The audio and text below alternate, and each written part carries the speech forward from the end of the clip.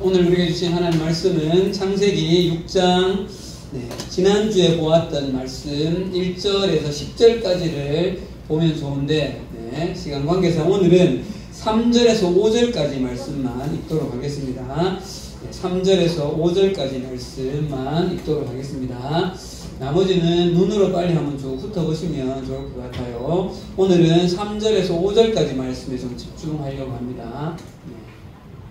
자, 3절에서 5절 제가 3절 읽도록 하겠습니다. 여호와께서 이르시되 나의 영이 영원히 사람과 함께하지 아니하리니 이는 그들이 육신이 됨이라. 그러나 그들의 날은 120년이 되리라 하시니라.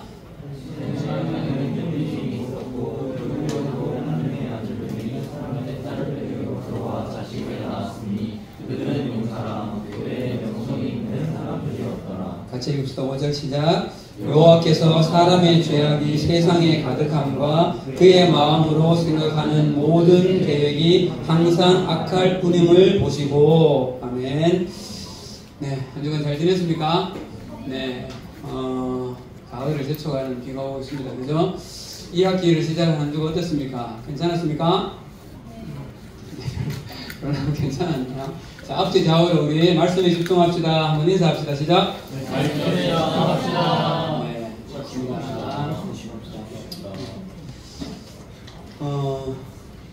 우리 지난주에 우리는 오늘 본문 6장 1절에서 2절 말씀에 좀 집중을 했었습니다. 기억이 나십니까? 하나님의 아들들과 사람의 딸이라는 표현이 누구였는가, 또 그 의미가 뭐였는가를 생각했고, 우리가 이런 결론은 무엇이었는가 하면 유일하게 당시에 셋 에노스의 후손이었던 하나님을 예배했던 사람들이 거룩을 잃어버리고 세상에 동화되기 시작했다라고, 그렇게 말씀의 결론을 우리가 생각을 했었죠. 기억납니까 여러분? 네.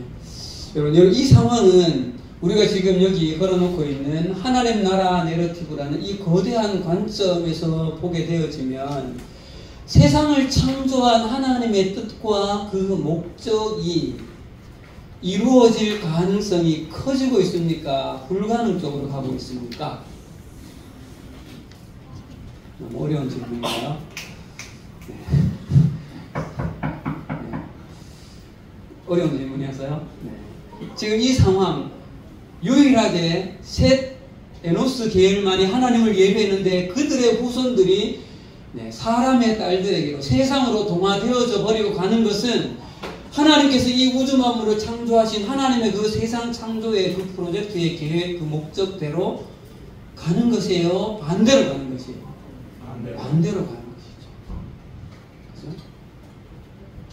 자, 이런 상황 속에서 여러분, 하나님은 죄가 더욱더 관영해져 가는 이 세상 가운데 하나님은 공의로우시기 때문에 이 가운데 공의로운 결정을 하게 되어진다는 거예요. 그 결정의 내용이 오늘 우리가 처음 읽은 몇 절 말씀일까요, 여러분?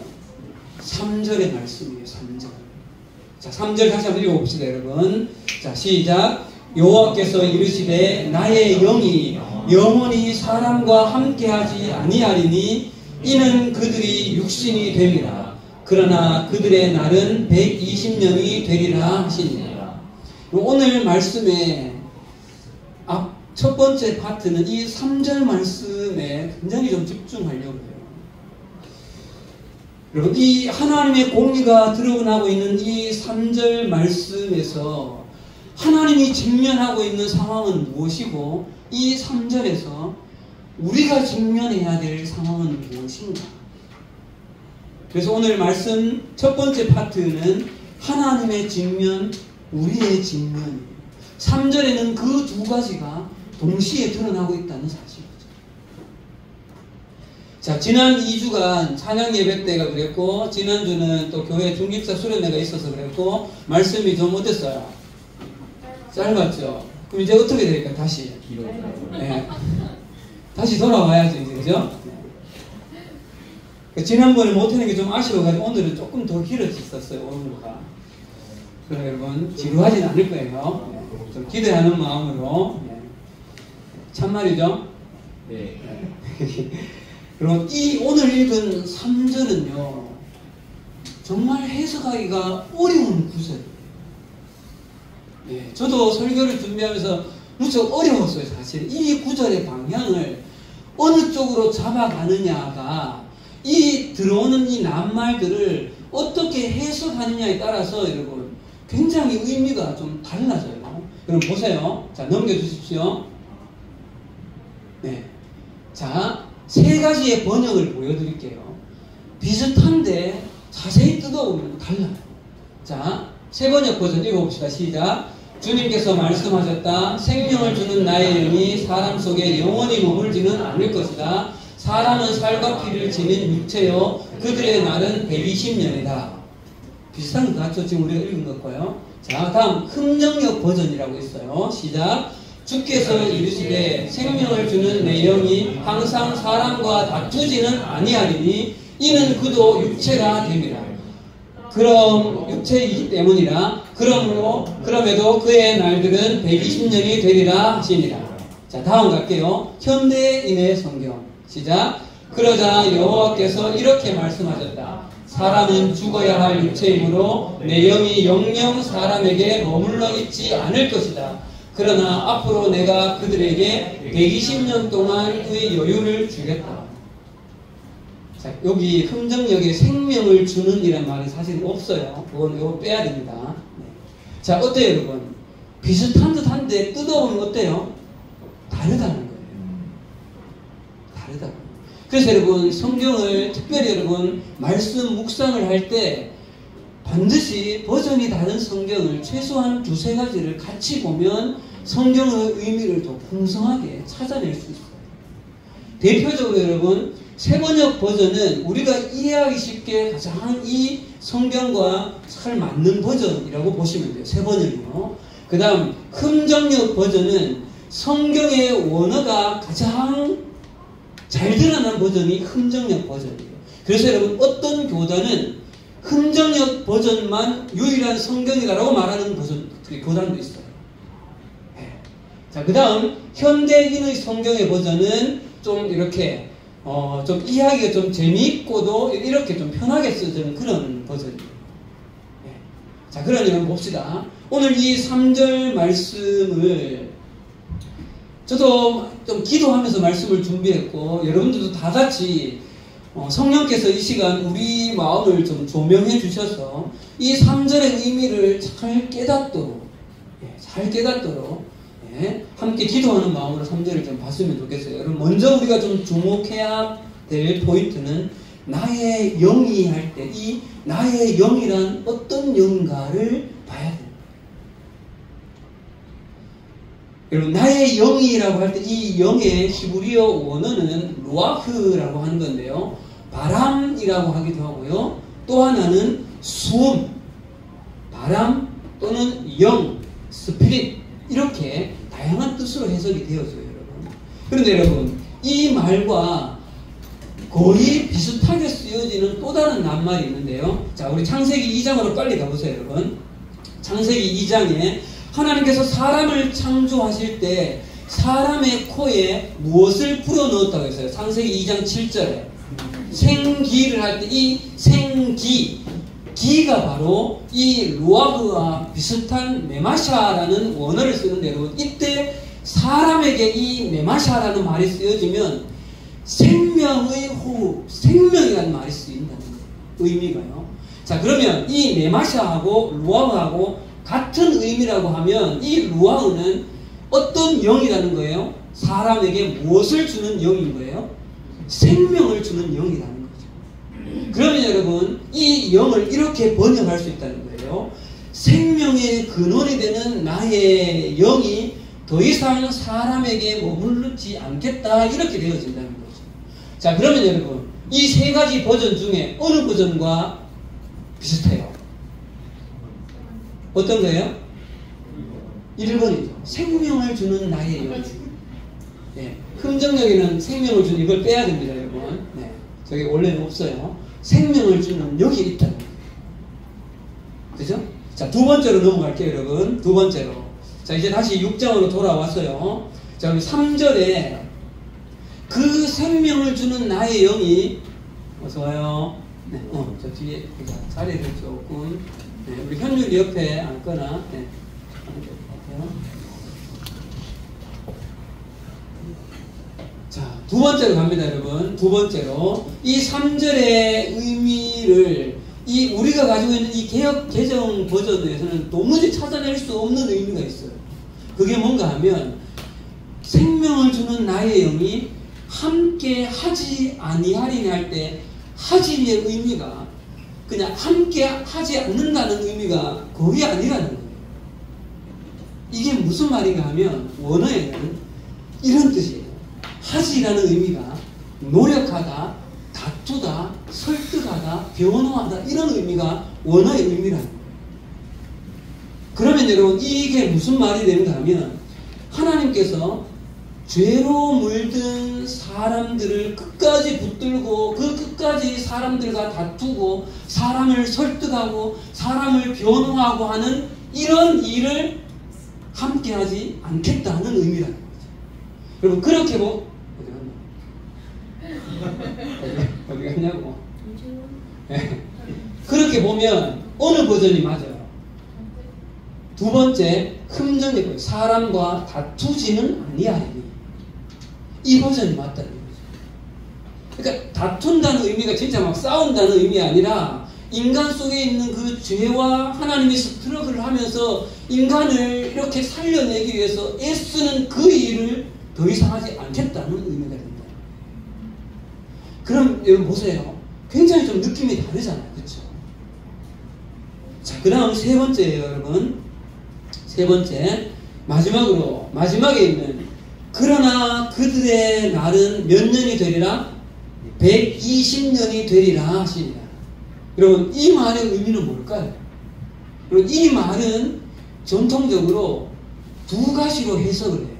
첫 번째는 모든 인류의 사람의 생명이 길어야 최대 몇 년을 못 넘긴다. 120살을 못 넘긴다. 자, 요즘 120살 사는 사람이 거의 많다고요? 거의 없죠, 거의. 지금 우리 교회에 최고령이 103세인데 요양원에 계신 분이 계세요. 권사님이거든요. 몰라 세계 기네스북이 얼마인지는 잘 모르겠는데 이제 사람의 인류의 평균 생명으로 보는 경향이 있어요. 두 번째는 여러분, 두 번째는 어떻게 보는가 하면 120년의 기간 동안 하나님께서 그들과는 함께 하시고 그 이후에 함께 하지 않겠다는 것으로 이 본문을 해석한다는 거예요. 자, 그러면 여러분 이 중에서 보세요. 세번역과 흠정년은 약간 느낌이 어때요? 그들의 날은 120년이다. 그들의 날은 120년이다. 그럼 인간의 생명이 어떻게 되는 것 같아요? 120년인 것처럼 보이죠. 그래서 마지막에 보세요. 그러나 앞으로 내가 그들에게 120년 동안에 뭐를 주겠다? 여유를 주겠다. 완전히 달라지죠. 그래서 이걸 것을 봐야 됩니다. 그래서 여러분 어떤 게 맞을까요? 다. 그럼 우리가 속해 있는 우리 이 개혁주의 교단에서는 어디를 따르는가 하면 여러분 우리 개혁주의를 대표하는 신학자가 칼빈이고 그 이후에 대부분의 신학자들은 여러분 마지막 현대인의 버전을 따라요. 120년의 기간 동안 하나님께서 하나님의 심판을 유예하시는 거죠. 여러분 이 120년의 기간이 뭘까요? 방주를 건조하는 기간인 거죠.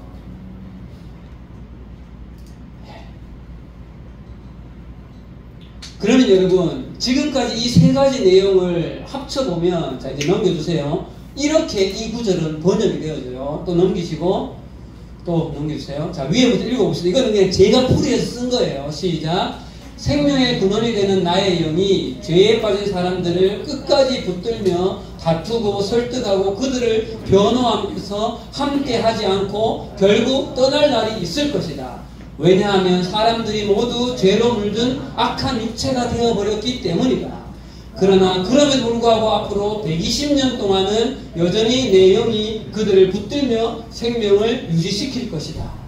이렇게 해석이 된다는 거죠. 저는 이 해석을 개혁개혁 버전만 봐가지고 이렇게 찾아낼 수 있겠어요? 쉽지가 않다는 거죠. 네. 자,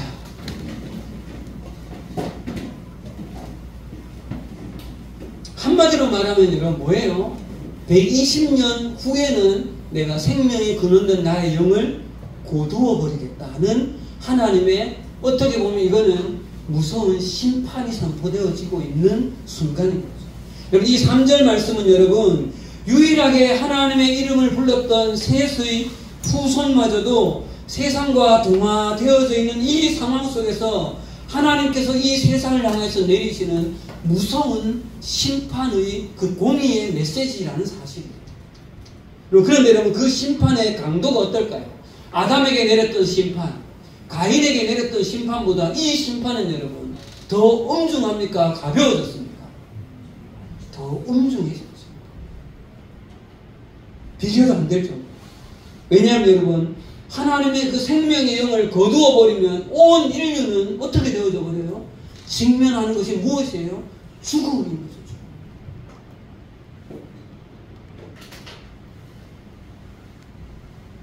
세상과 사람의 입장에서 보면 그야말로 절망인 그런 상황을 하나님께서 지금 말씀하시는 거죠. 그런데 여러분 우리가 이 말씀 구절에서 우리가 집중해야 될 포인트는 이 하나님의 공의의 심판도 있지만 또 다른 면에 우리는 좀 집중해야 한다는 거예요. 그것은 무엇인가 하면 여러분 이 전에는 비교도 안 되는 하나님의 공의가 선포되어지고 있는 이 지금 순간에, 이 순간에 동시에 하나님은 이 세상 사람들을 향하여서 애끓는 사랑이 여전히 흐르고 있다는 것에 우리는 포커스를 맞춰야 한다. 왜요? 그럼 그 사랑이 어디에서 찾을 수 있다는 걸까요? 120년이라는 기간을 준다는 것이죠. 여러분 이 120년의 기간은 노아에게는 방주를 건조하는 기간이지만 인류의 그 산지의 사람들의 입장에서 보면 이 120년의 기간은 하나님 앞에 여러분 뭐 할 수 있는 기간인 거예요? 회개하고 돌아올 수 있는 유일한 기회이고 기간이었던 거죠. 어쩌면 하나님의 마음은 120년이라는 이 기간이 공의가 심판되어지는 하나님의 이 결정이 실현되지 않기를 더 간절히 기다렸고 더 간절히 바라는 그 마음이 있는 건지도 모르는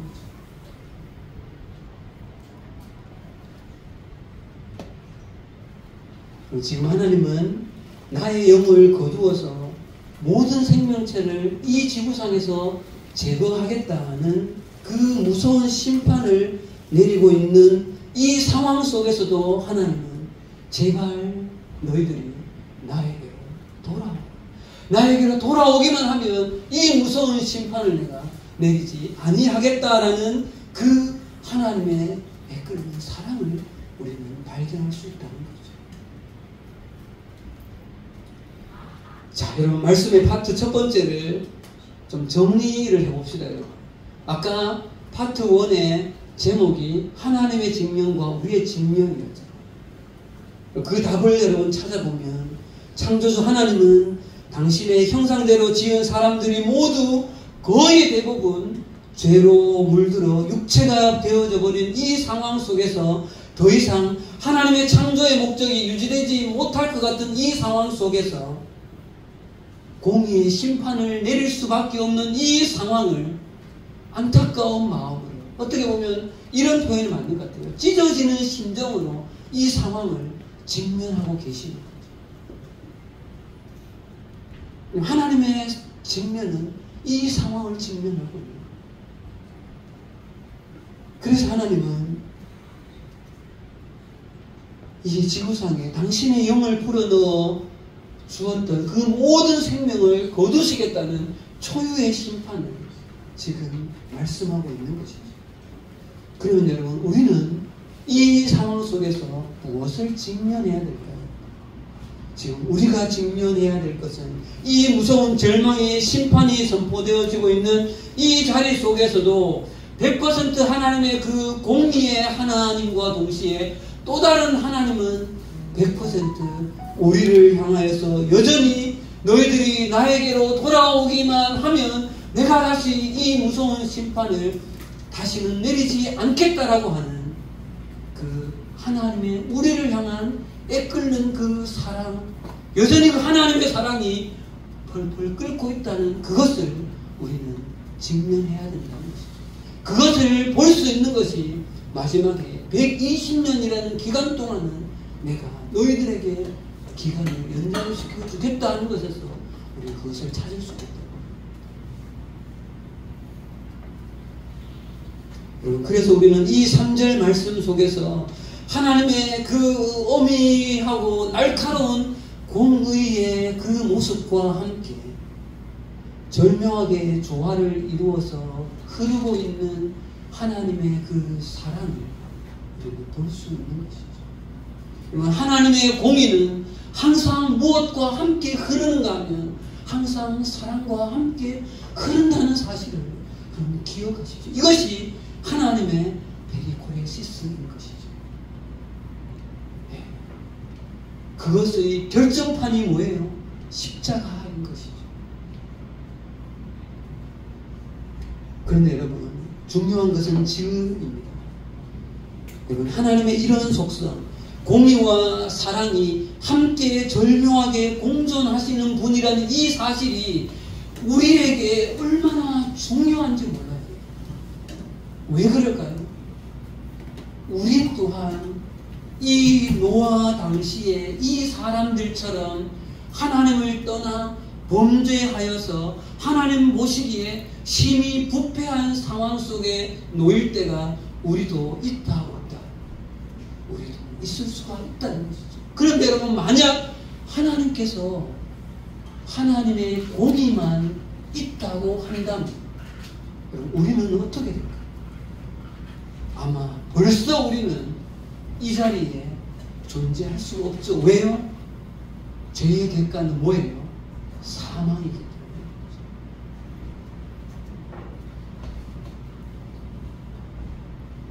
그런데 여러분, 죄인인 우리가 아버지 되신 하나님 앞에 나가서 하나님, 제가 잘못했습니다, 하나님 용서하여 주십시오라고 하나님의 그 은혜와 사랑을 구하면 하나님의 그 날카로운 공의의 그 칼은 사랑이라는 칼집에 감춰져 버려요.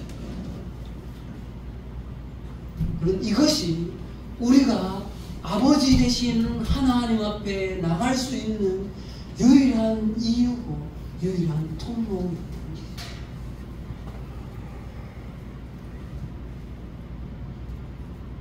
자, 여러분들의 그 일상의 삶이 또 앞으로의 그 인생의 여정 속에, 신앙의 여정 속에 어떠한 상황 속에 어떠한 절망의 상황 가운데 있을지라도 오늘 오전 예배 때 목사님이 5만원을 구긴 것처럼 내 인생 전체가 구겨진 것 같은 그런 상황에 있을지라도 하나님 앞에 나아가면 사랑하는 아들아, 사랑하는 딸아, 내가 너가 오기를 기다렸다라는 하나님의 공의가 아니라 하나님의 사랑으로 우리를 맞아주신다는 것을 기억하십시오.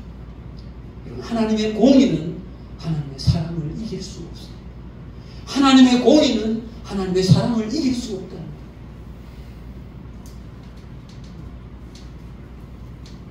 자, 이제 여러분 말씀 두 번째 파트로 한번 넘어가 보도록 합시다.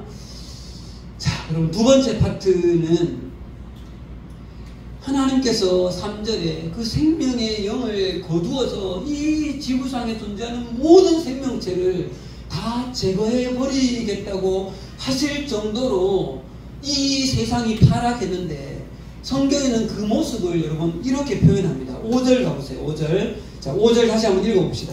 5절입니다. 시작. 여호와께서 사람의 죄악이 세상에 가득함과 그의 마음으로 생각하는 모든 계획이 항상 악할 뿐임을 보시고, 사람의 죄악이 세상에 가득했다. 계획하는 모든 것이 항상 악했다. 여러분, 여기뿐만 아니고요, 시간 관계에서는 다 읽지는 않을게요. 11절, 12절, 13절 가보세요. 11절, 12절, 13절에도 5절과 비슷한 말이 계속해서 반복돼요. 11절에 부패와 포악이 가득하다. 12절에 땅이 부패하였다. 13절에도 포악함이 땅에 가득했다. 계속해서 반복하죠. 그런데 여러분, 한 가지 물어봅시다. 이 포악함과 부패함이 구체적으로 어떻게 됐다는 걸까요? 사람이 썩었어요. 그게 아니잖아요. 어떤 모습일까요, 이게? 실제로 부패하였고 썩었다라고 하는 이 모습이 실제로 어떤 존재가 되었냐는 거예요. 그럼 그것을 정확하게 표현하고 있는 구절이 있어요. 오늘 우리가 읽었는 3절, 4절, 5절 중에 몇 절일까요? 땡. 6절. 땡. 3절, 4절, 5절. 3절, 5절은 읽었죠. 몇 절 남았어요? 4절 남았어요. 4절이 구체적인 예라는 거예요. 자, 4절 읽어봅시다. 시작. 당시에 땅에는 네피림이 있었고 그 후에도 하나님의 아들들이 사람의 딸들에게로 들어와 자식을 낳았으니 그들은 용사라 고대의 명성이 있는 사람이었다. 헐, 읽어봐서 전혀 이제 그거 같지 않은데, 그쵸? 네. 자, 여기에서도 몇 가지 의미를 조금 이해를 해야 합니다. 첫 번째는 여러분, 두 번째의 주제는 결국 죄가 세상을 어떻게 망가뜨렸는가. 결국 이렇게 들어온 죄가 인류 사이에 거의 대부분 퍼져버린 이 죄가 세상을 어떻게 망가뜨리고 있는가. 자, 여러분 4절 가봅시다. 4절에 거인족 누가 살았습니까? 네피림. 들어본 적 있어요? 네, 네피림. 이 네피림의 후손으로 우리 가인 나중에 여호수아가 가나안 족속을 정복하러 들어갔을 때 무슨 자손이 있었어요? 거인 족속, 아낙 족속이 있었죠. 아낙 족속이 이 네피림의 후손이라고 봐요. 그리고 이 네피림의 뜻이 뭔가 하면 여러분, 습격하는 자, 공격하는 자, 약탈하는 자라는 의미예요. 네피림이라는 말이. 그리고 뒤에 이들이 용사라 그랬죠. 그죠? 이 용사도 여러분, 힘이 세고 강한 자인데 긍정적인 의미가 전혀 아니에요. 아까 그 네피림과 여러분 연결시켜 보면 이 4절 말씀은 여러분 뭐가 되는가 하면 힘이 세고 강해서 습격하고 공격하여서 약탈을 잘하는 용사들이라는 의미라는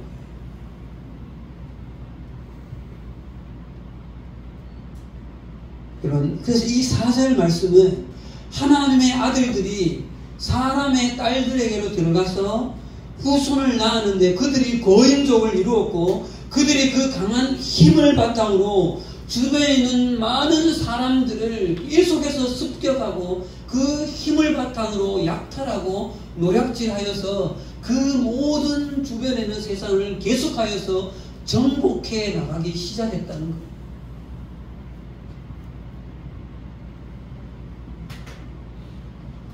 굉장히 잔인한 사람들이었다는 거죠.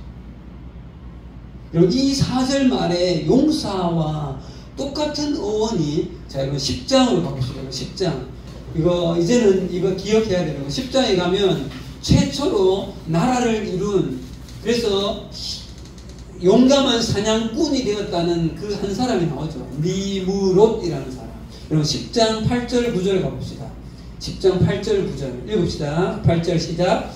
구스가 또 니므롯을 낳았으니 그는 세상의 첫 용사라. 그가 하나님 앞에서 용감한 사냥꾼이 되었으므로 속담에 이르기를 아무는 여호와 앞에 니므롯같이 용감한 사냥꾼이로다 하더라.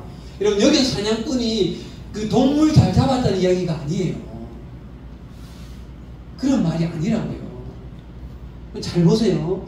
여기서 여러분 첫 용사라는 말과 용사의 의미와 여러분 용감한 사냥꾼 할 때 이 용감한이라는 의미가 앞에 나왔던 그 의미와 네피림의 의미와 거의 똑같다는 거죠. 자, 이거는 여러분 제가 주석에 있는 거 그대로 읽어드릴게요.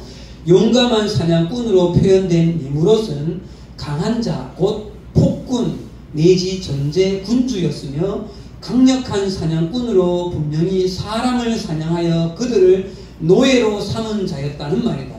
그의 이름은 당시 사회적으로 힘을 가지고 지배하는 악한 폭군을 뜻하여서 그것이 결국 사회적인 속담이 될 정도였는데, 이것은 마치 오늘날 히틀러의 이름이 악과 잔인성을 대표하는 이름이 된 것과 비슷하다, 이런 의미라는 거죠. 그러니까 여러분, 왜요? 이 노아의 시대에 그야말로 힘을 가진 사람, 무기를 가진 사람이 서로 전쟁에서 어떤 사람이요? 이긴 사람이 지배하고, 더 힘을 가지고 이긴 사람이 지배하고, 그것이 비록 네피림만이 아니라 일반 사람들도 서로 싸우면서 힘과 무기가 더 강한 사람들이 지배하는 그러한 사회가 되어졌다는 거죠. 우리 여러분, 세계사회, 고대 사회는 어때요? 싸워서 힘 있는 사람이 이기면 부족이 확장되어지죠. 그 부족이 뭐가 되어져요? 대빵을 먹는 거죠.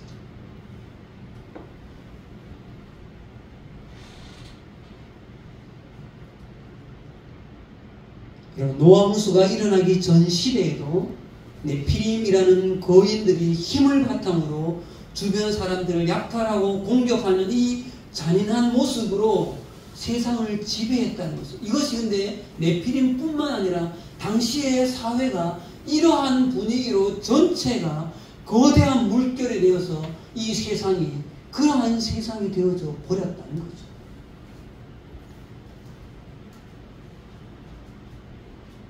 그럼 가인의 때도 마찬가지잖아요. 가인도 에녹선을 쌓고 5대 후손인 라멕이 나한테 걸리기만 해라, 내가 어떻게 하겠다 그랬어요? 내가 죽이겠다 그랬어요. 그래서 우리가 보았던, 다시 여러분 6장으로 돌아오면 여러분 11절에서 13절까지 자주 등장하는 그 포악하게 되었다는 말의 그 포악의 의미도 여러분 폭력, 난폭, 부당행위, 불법, 이런 의미가 되었다는 거죠.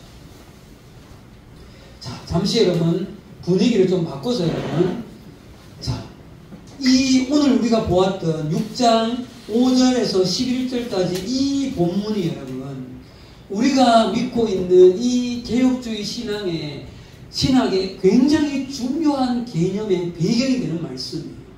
그게 뭔가 하면 여러분, 칼빈이라는 사람이 이 본문에서 죄로 말미암아서 인간이 어떤 존재가 되었느냐를 이렇게 개념화합니다. 한번 따라할까요 여러분? 인간의 전적 타락. 인간의 타락이 어느 정도가 되었는가를 이 본문에서 찾아온다는 거예요. 그 칼빈이 말한 인간의 전적 타락은 여러분 4가지의 의미예요. 자, 넘겨주세요.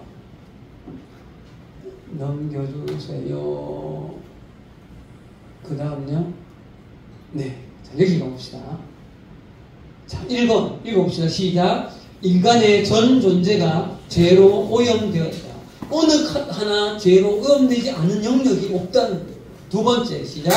스스로 하나님께 나갈 능력이 없다는 거예요, 인간이. 3번째 시작이요. 죄가 인간 본성의 깊은 뿌리에 자리 잡았다는 거예요. 마지막 4번째 시작. 하나님의 은혜가 절대적으로 필요한 존재가 되었다는 거예요. 인간이 이런 존재가 되었다는 거예요. 물어봅시다 여러분. 이 중에서 저거는 좀 아닌데 라는 것이 여러분 있습니까? 없습니까? 없죠. 모두는 이러한 위치에 있는 것이 인간이라는 존재가 죄의 그 노예가 되는 상황이에요. 이것을 칼빈은 전적으로 타락했다라고 보는 거예요. 여러분 다시 본문으로 돌아와서 여러분 오늘 2번째 파트의 질문의 답을 찾아봅시다. 여러분, 죄로 물든 이 세상은, 죄는 결국 이 세상을 어떤 모습으로 망가뜨렸는가? 한마디로 말하면 원래 이 세상을 지배하였던, 이 세상에 사람과 사람이 관계해야 될 그 원리, 그 원리가 뭡니까? 우리 창세기 2장에서 가정할 때 배웠잖아요. 너와 나는 무엇이다? 하나다라는 원리. 그 샘플로 하나님은 무엇을 만들어 주셨어요? 가정을 주셨잖아요. 가정을. 사랑으로 온전히 하나 되는 그 연합이라고 하는 것이 하나님께서 이 땅에 허락하신 사람들과의 관계의 원리였어요. 그러나 이 관계의 원리가 죄로 전적으로 사람이 타락한 이후에 세상은 어떻게 망가졌는가 하면 사람과 사람 사이에 힘과 폭력이 이 세상을 지배하는 원리가 되어졌다는 거죠. 그럼 그렇지 않습니까? 그럼 잘 생각해 보십시오. 오늘날까지의 인류 역사를 우리가 생각해 보아도 여러분, 인류의 역사가 사랑과 연합으로 하나 되는 역사로 흘러왔습니까? 아니면 힘과 폭력으로 점철된 인류의 역사입니까? 후자인 거죠. 수없이 많은 전쟁에서 이긴 사람이 더 많은 나라를 차지하는 그런 인류의 역사였죠. 그렇죠. 이것이 여러분 국가와 국가 간 뿐만 아니라 한 나라 안에서도 여러분 우리 사회를 지금 보십시오. 한 기업과 기업 간에도 어때요 여러분? 무엇이 여러분 기업과 기업 간에 여러분 그 관계의 원리예요? 협력인가요? 아니죠. 경쟁입니다. 사람과 사람도 마찬가지죠. 학생들과 학생들도 마찬가지예요. 우리 지금 이 사회를 구성하고 있는 이 사회를 지배하는 핵심 관계의 원리는 뭐예요, 여러분? 경쟁인 거예요. 더 가져야만 살아남을 수 있고, 더 가지기 위해서는 남을 짓밟아야만 내가 살 수 있다는. 그래서 내가 더 많은 스펙을 쌓아야 되고, 그래서 내가 조금이라도 더 많은 돈을 가져야만 내가 살 수 있다는 이 원리가 이 세상을 지배하고 있는 원리가 되어져 버린 거죠. 우리 모두는 그 원리 안에 일정 부분 고통 속에 있잖아요.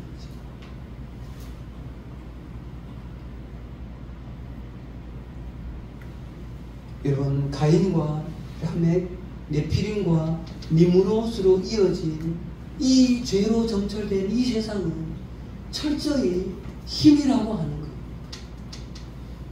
힘 있는 자가 군림하는 이러한 세상으로 철저히 타락했다. 그것이 이 죄가 세상을 망가뜨린 궁극적인 모습입니다. 지금은 뭐예요, 여러분? 더 높은 권력을 차지, 더 많은 돈을 차지하는.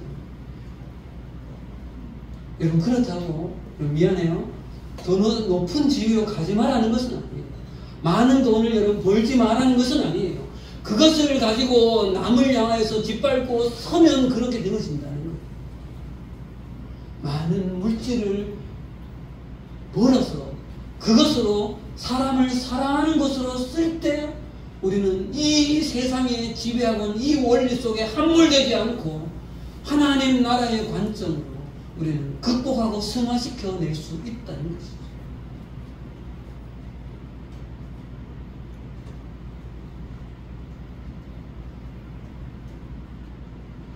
사랑하는 여러분, 우리 속에도 우리도 지금 이 타락한 세상 속에 20여 년 가까이를 살았기 때문에 일정 부분 우리도 이 세상의 힘과 폭력이 지배하는 그 원리에 우리도 어느 부분가 물들어 있다는 것을 우리도 여러분 인정해야.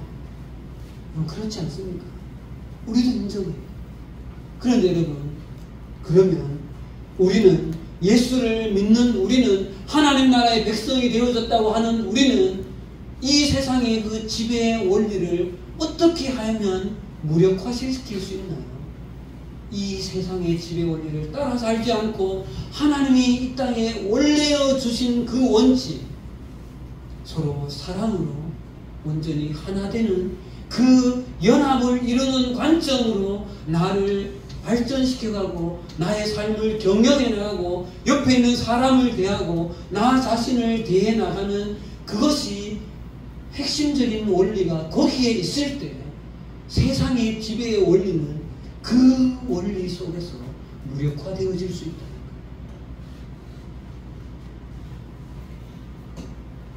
그래서 여러분, 예수님은 우리에게 하나님을 사랑하되 마음을 다하고 뜻을 다하고 성품을 다하여 사랑하라고 말씀한 이후에 우리에게 두 번째로 말씀하신 것이 뭐예요? 이웃을 뭐처럼 사랑하라고요? 내 몸처럼 사랑하라.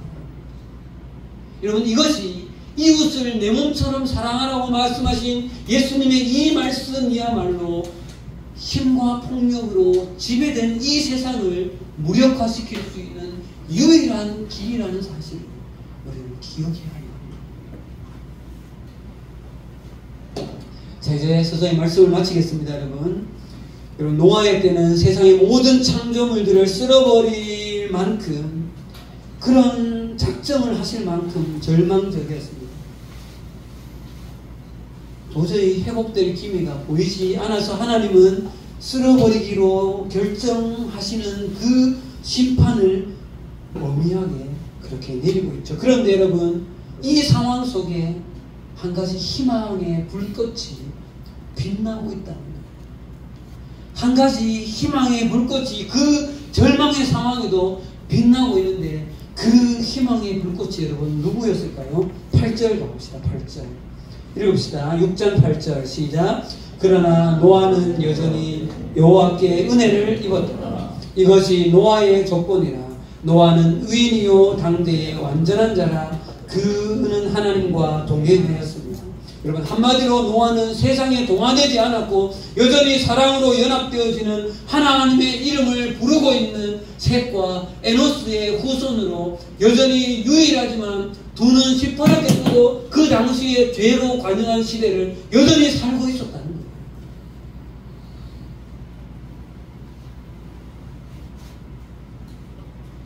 그런데 여러분, 이 노아의 삶도 참 놀라운데 더 놀라운 것은 여러분 뭔지 알아요? 하나님이 하나님 나라 이 내러티브의 이 거대한 것을 누구 한 사람에게 거시는가 하면 노아 한 사람에게 하나님 나라를 맡겨버려요. 왜요? 노아 한 사람 남기고 다 쓸어버리잖아요. 그거는 뭐예요, 여러분? 노아 한 사람에게 하나님 나라를 전적으로 맡겨버린다는 거예요. 맞잖아요, 여러분. 노아 한 사람 이후에 아라랏산에 노아 방주가 머무르고 누구로부터 여러분? 노아로부터 하나님 나라가 다시 시작되어지는 거죠. 여러분, 이제 말씀을 마치겠습니다. 여러분, 우리는 이 노아 은혜를 입은 이 한 사람을 바라보면서 우리의 삶에 매우 중요한 교훈을 얻습니다. 그것은 바로 나 한 사람, 여러분, 세상에 동화되지 않는 나 한 사람이 있으면 하나님은 하나님 나라를 절대 포기하지 않는다는 사실. 여러분, 여러분의 가정이 아직 복음화되어지지 않습니까? 여러분의 가정에 나 한 사람이 노아가 되어져야 한다는 거죠. 여러분의 교실에, 여러분의 친구 관계 속에, 여러분이 머무르고 있는 그 공동체 속에 나 한 사람이 예수 믿고 있는 사람이라면 하나님은 나를 노아로 쓰셔서 그 공동체 속에 하나님의 나라를 확장해 가는 일을 누구를 통해서요? 나 한 사람을 통해서 그 일을 하시고 싶다는 것을 여러분 기억하셨으면 좋겠습니다. 사랑하는 여러분, 이 시간 함께 결단하지 않겠습니까? 우리도 이 시대에 노아가 되기를 하나님은 바라고 계신다는 것이죠. 여러분, 이 세상이 아무리 타락하고 이 세상이 아무리 미쳐가더라도 내 한 사람이 노아처럼 하나님 앞에 은혜를 입은 거룩을 유지하고 있는 사람이 된다면 하나님은 나에게 하나님 나라를 거신다는 사실을 기억하십시오. 그렇게 된다면 이 땅 가운데 하나님의 나라는 계속해서 확장되어서 갈 줄 믿습니다. 기도하겠습니다. 하나님 아버지, 은혜를 감사합니다. 하나님, 노아의 때가 정말 모두가 다 힘과 폭력으로 하나님이 원래 원하셨던 세상의 모습이 전혀 아닌 상태로 흘러가고 있지만, 그러나 노아 한 사람은 하나님께 은혜를 입었다. 그는 의인이요 하나님과 동행하는 사람이었습니다. 하나님, 이 시대도 날이 갈수록 점점 타락해가고 정말 소망이 보이지 않는 이 시대 가운데 하나님께서 찾으시는 것은 이 세상에 믿지 않는 사람들이 아니라 하나님을 예비하는 나 한 사람을 찾고 있다는 사실을 하나님, 우리가 기억할 수 있도록 도와주시옵소서. 그러므로 말미암아 우리가 이 시대의 노아가 되어져서 내가 섬겨지는 그 공동체 속에 나를 통하여서 하나님의 나라가 확장되어져가는 그런 선한 은혜가 있어질 수 있도록 하나님 우리와 함께하여 주시옵소서. 예수님 이름으로 기도합니다. 아멘.